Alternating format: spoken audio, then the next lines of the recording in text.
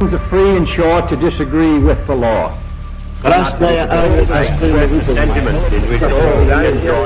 En la zona de Guantánamo. You pointed out that the police keep me so busy arresting. La construcción de una sociedad.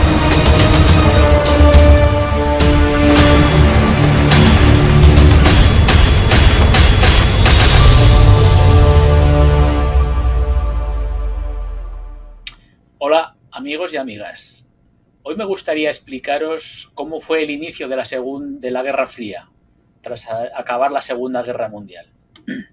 Y es que, tras una guerra que había consumido los recursos de las potencias enfrentadas, parece razonable conocer cómo y por qué se generó una guerra no declarada que terminó por colapsar a una de las dos grandes superpotencias vencedoras, la Unión Soviética. Hay varias preguntas que nos podemos hacer a propósito del comienzo de esta Guerra Fría. Por ejemplo, ¿cuándo se dieron cuenta los soviéticos de que terminarían en guerra con el mundo llamado por ellos capitalista?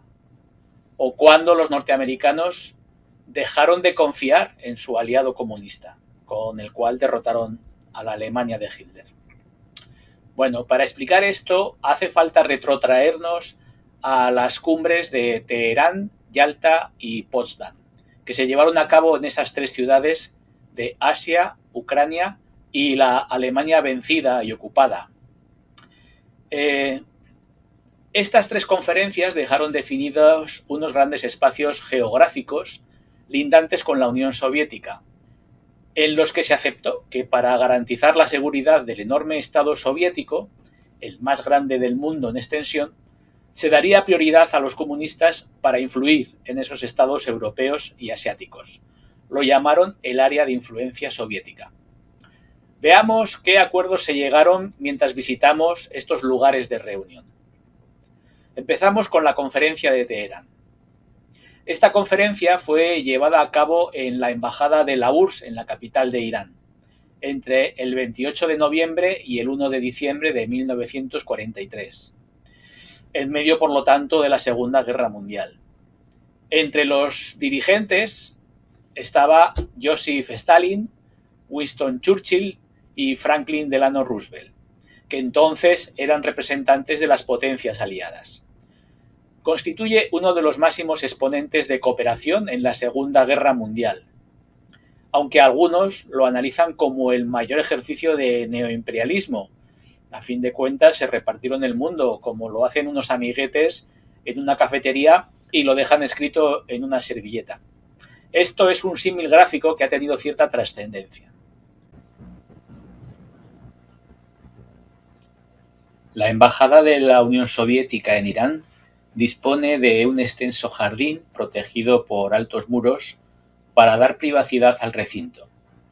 Seguramente los tres grandes pudieron disponer de un alto nivel de privacidad, aunque esta no era la costumbre con la que Stalin solía recibir a sus ilustres visitantes, como se verá en Yalta.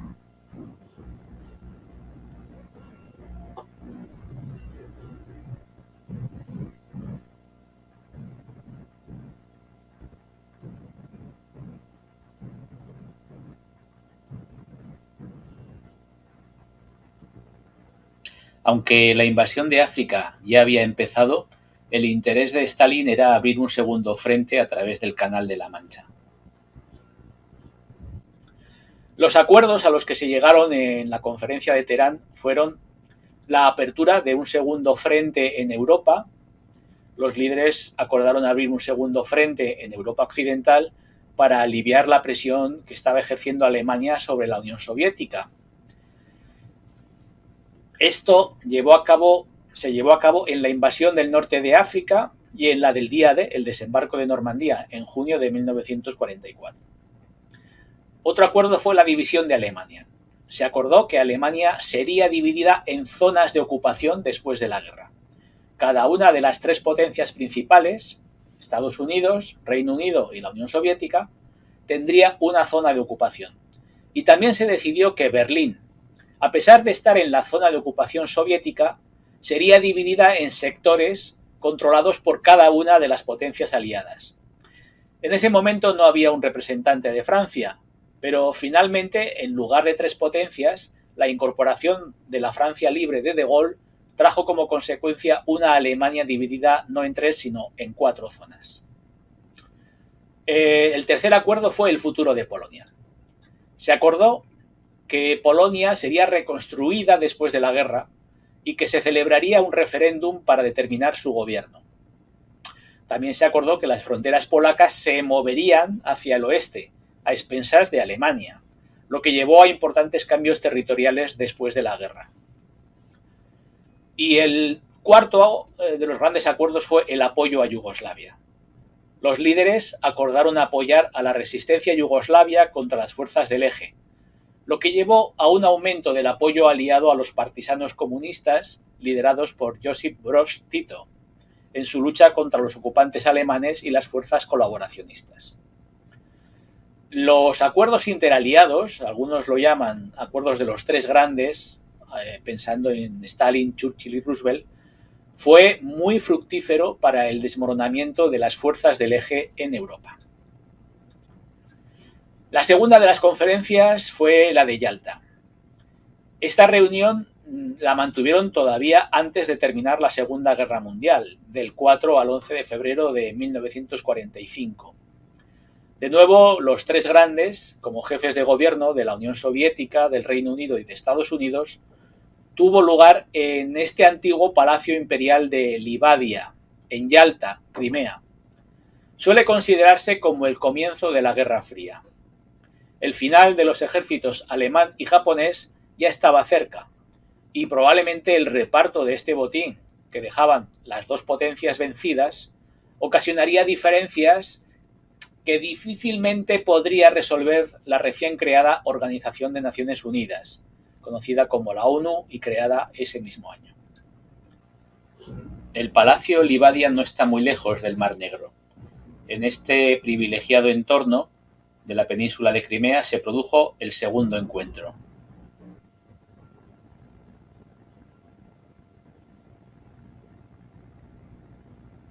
Esta vez Stalin había dispuesto de micrófonos en cada una de las estancias, por lo que pudo aprovecharse de las deliberaciones de los equipos angloamericanos.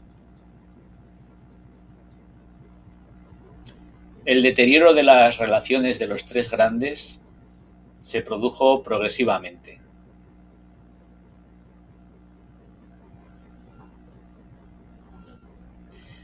Cerca del Palacio Livadia está este monumento a los 3 grandes que podemos ver aquí.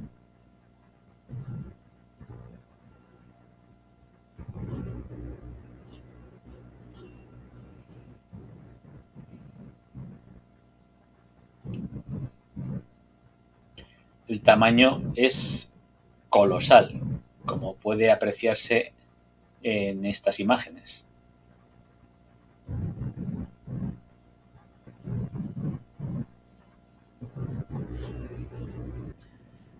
Los acuerdos a los que se llegó en esta conferencia fueron principalmente estos 5. La declaración de la Europa liberada, es decir, que ya no necesitaban seguir en estado de guerra, permitiendo elecciones democráticas en todos los territorios liberados. Fíjense, elecciones democráticas para un Stalin que no estaba muy acostumbrado a esto de las elecciones democráticas. El segundo acuerdo fue una conferencia en abril en San Francisco para organizar precisamente las Naciones Unidas. Esta conferencia de San Francisco concibió la idea de un Consejo de Seguridad para la ONU y se acordó que la República Socialista de Ucrania y la República Socialista de Bielorrusia tuvieran escaños independientes. La tercera fue la cuestión de los crímenes de guerra, pero esta cuestión la dejaron pospuesta los 3 grandes líderes. La cuarta, las decisiones sobre las fronteras de Italia con Yugoslavia y Austria también se pospusieron, así como las concernientes a las relaciones entre Yugoslavia y Bulgaria y algún que otro asunto que tenía que ver con el reparto territorial. El último de los acuerdos es que la Unión Soviética entraría en guerra contra Japón. para acelerar la caída del imperio que había provocado la entrada de Estados Unidos en el conflicto, con aquel famoso ataque de Pearl Harbor. Y llegamos a la tercera de las conferencias, la de Potsdam, una vez acabada la guerra en Europa, porque todavía seguía en el Pacífico. Fue la tercera y última. Se llevó a cabo en esta ciudad de Potsdam, cerca de Berlín, entre el 17 de julio y el 2 de agosto de 1945. Tuvo lugar en este Palacio Cecilienhof. En la conferencia ya no pudo incorporarse Roosevelt, cuya salud se vio resentida con los viajes de las dos conferencias anteriores. Fue sustituido por Harry S. Truman, su vicepresidente, y que, como marca la Constitución de Estados Unidos, lo sustituye en caso de incapacidad o muerte. Esta última razón fue la que propició la sustitución de Roosevelt. Había muerto unas semanas antes. El primer ministro británico, Winston Churchill, también fue reemplazado al poco tiempo de iniciar la conferencia al conocerse los resultados de las elecciones celebradas poco antes en el Reino Unido, y que sorprendentemente perdió su partido frente al Partido Laborista, cuyo secretario general, Clement Attlee, fue encargado por el rey de formar gobierno. Así que hay fotografías en las que aparecen Churchill y hay fotografías en las que aparece Attlee.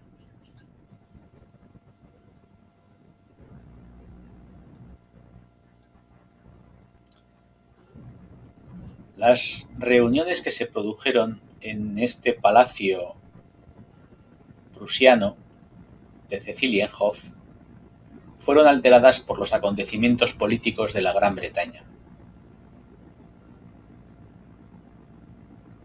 La llegada de Truman al poder fue clave para cambiar las relaciones soviético-norteamericanas. También la muerte de Roosevelt y el acceso de Truman acabó con el entendimiento con el tío Joe.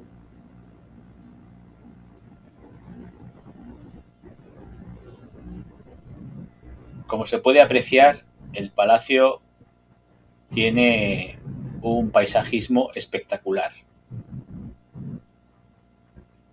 Aquí se puede ver el interior donde se produjeron las deliberaciones.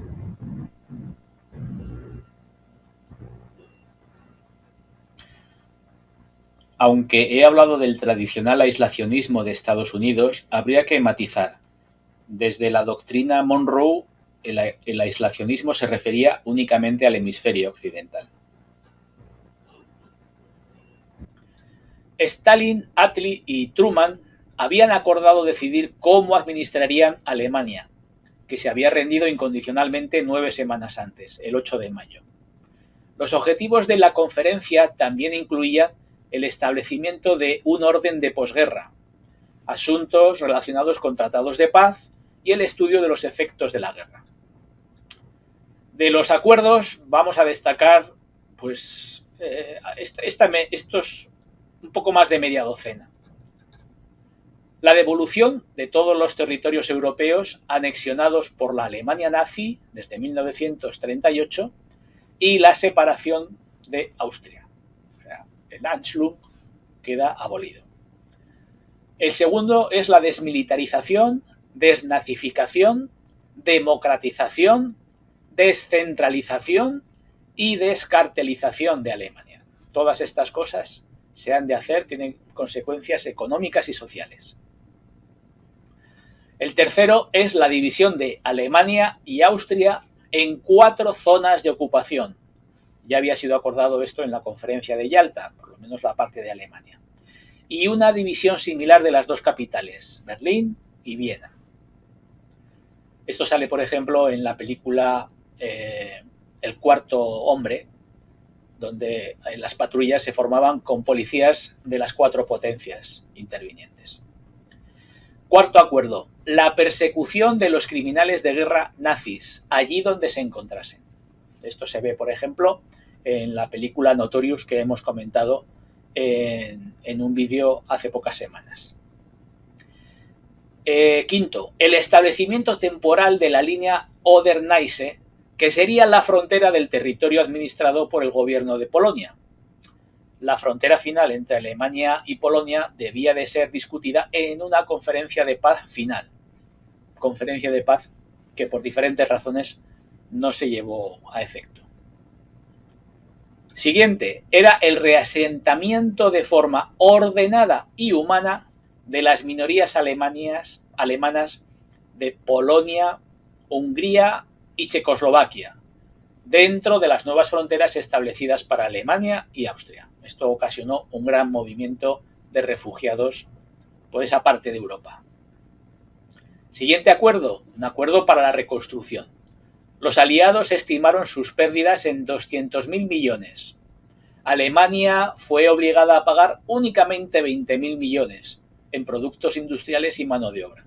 Sin embargo, la Guerra Fría evitó que se pagara toda la deuda. Luego llegaría la ayuda del Plan Marshall. Esto fue un acuerdo posterior. Siguiente acuerdo, la Declaración de Potsdam del Reino Unido, los Estados Unidos y China, la cual exigió la rendición incondicional de Japón. También se acordó que Stalin inicialmente quería la ruptura de toda relación con el gobierno de Franco, en la España de Franco. Finalmente se llegó al acuerdo que Estados Unidos, la URSS y Gran Bretaña se opondrían a la entrada de España en la Organización de Naciones Unidas. Y como estaban dentro del Consejo de Seguridad, pues no había nada que discutir. Y el último acuerdo es que todo lo anterior llevaría a un mundo bipolar en la Guerra Fría, donde por primera vez el comunismo y los países más democráticos, los soviéticos insistían en llamar los países capitalistas, pero yo prefiero hablar de otro término porque capitalismo lo había en dos versiones.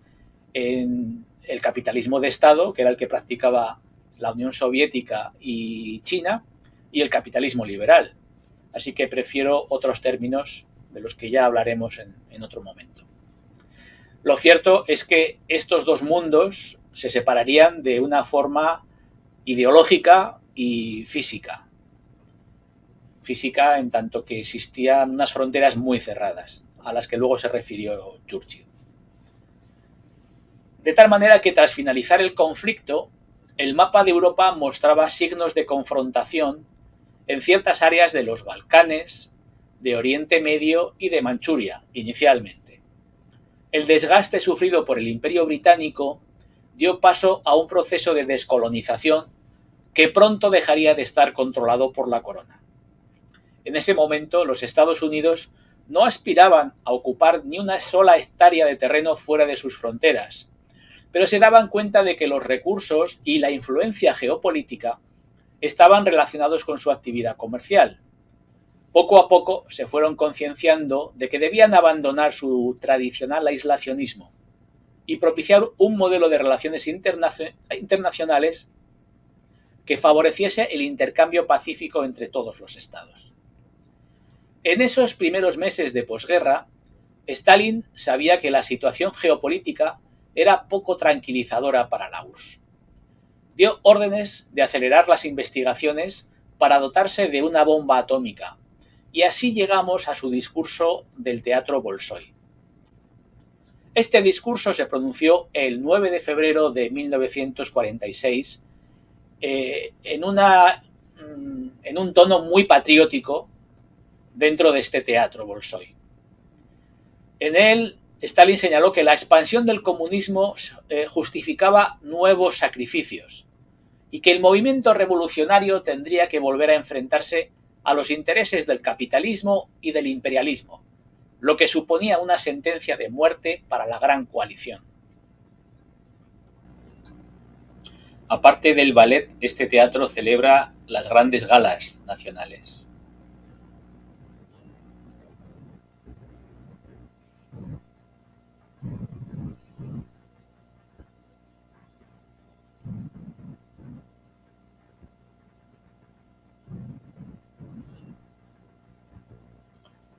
Se encuentra en las proximidades de la Plaza Roja y su interior está decorado con estilo imperial.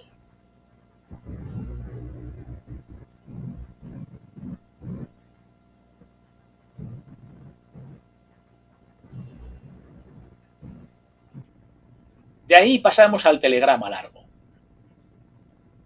Cuando el gobierno norteamericano pidió explicaciones a su embajada en Moscú acerca del motivo por el que los soviéticos rechazaban incorporarse a las instituciones financieras que se habían creado en el nuevo marco de cooperación generado por las recién creadas Naciones Unidas, la respuesta del diplomático George Kennan, conocida como telegrama largo, les recordó que la Unión Soviética siempre había sido una potencia revolucionaria, enfrentada contra los estados burgueses, poco sensible a los razonamientos lógicos y muy respetuosa con las posiciones respaldadas con ayuda de la fuerza.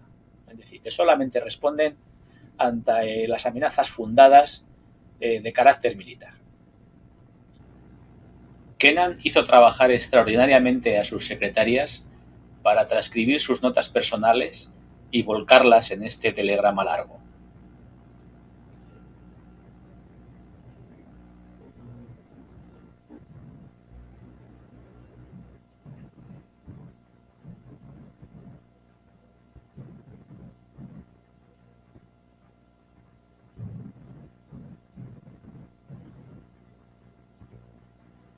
Su contenido requeriría un análisis más extenso, pero pienso que no procede hacerlo en este programa. Terminamos este repaso con el discurso del telón de acero. Poco después se produjo el discurso de Churchill en Fulton, Missouri, invitado personalmente por el presidente Truman cuando ya había pasado a la oposición en el Reino Unido. Algunos de sus pasajes fueron considerados belicistas por el gobierno de Stalin y comparado con la actitud de Hitler. El discurso se pronunció el 5 de marzo de 1946. El impacto de esta visita de Churchill ha sido la más y mejor preservada para que quede en la memoria de los visitantes de esta universidad. Un recuerdo de la visita se centra en este museo, que lleva el nombre del invitado máximo, con restos del muro de Berlín.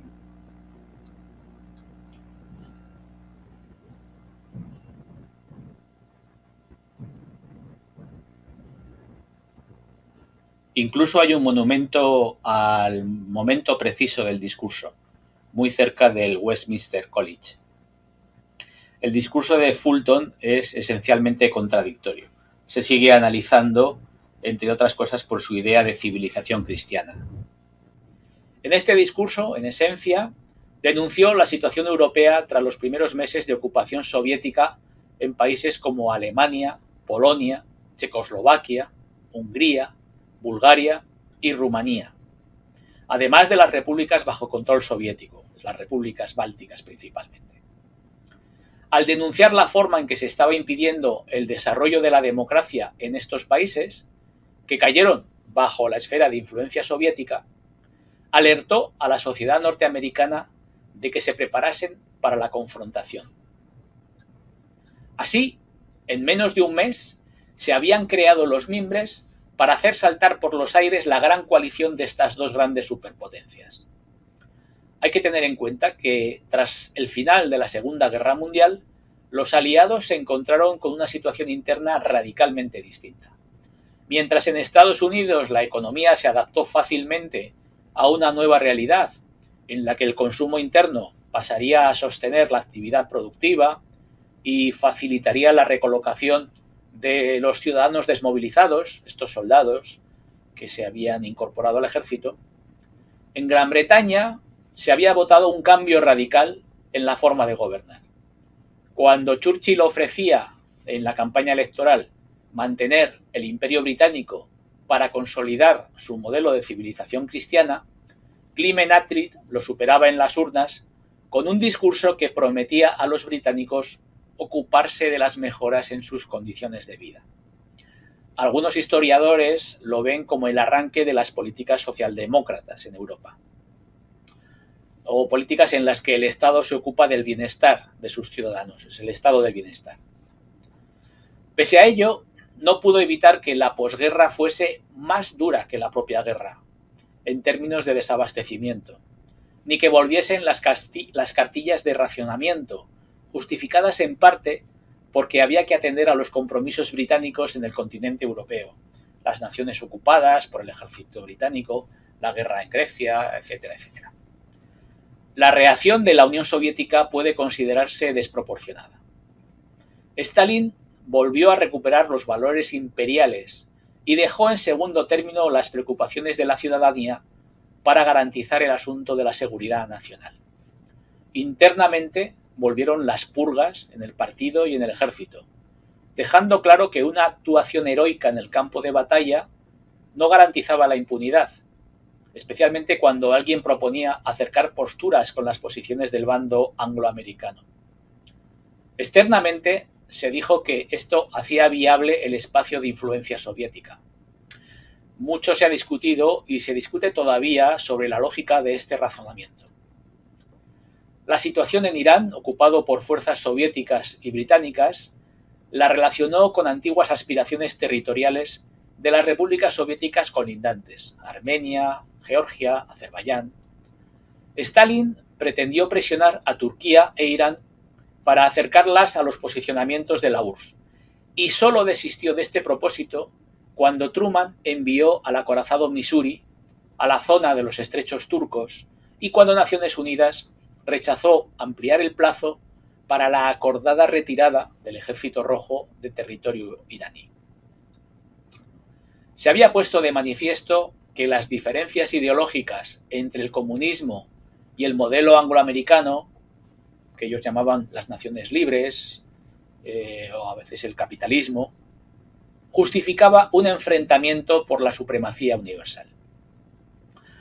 La dictadura del proletariado entraba en una guerra no declarada contra la democracia representativa y el libre comercio. Ninguno de los dos contendientes deseaba ser considerado como el iniciador de las hostilidades. Pero las víctimas y los muertos de esta contienda se fueron sucediendo en diferentes escenarios del mundo entero, hasta que en 1991 se desintegró la Unión Soviética. Desde mi punto de vista, este es el final de la Guerra Fría, cuando Gorbachov intenta hacer estos cambios y le dan un golpe de Estado y finalmente Boris Yeltsin se hace con el poder y el control de la Rusia ex-zarista. Y esto ha sido todo por hoy. Espero que lo hayáis encontrado interesante e ilustrativo. Gracias por vuestra atención y espero que os suscribáis, los que no estáis suscritos, y habléis de este canal a vuestros conocidos y amigos. Un saludo. From Stettin in the Baltic to Trieste in the Adriatic, an iron curtain has descended across the continent. Behind that line lie all the capitals of the ancient states of Central and Eastern Europe. Warsaw, Berlin, Prague, Vienna, Budapest, Belgrade, Bucharest, and Sofia.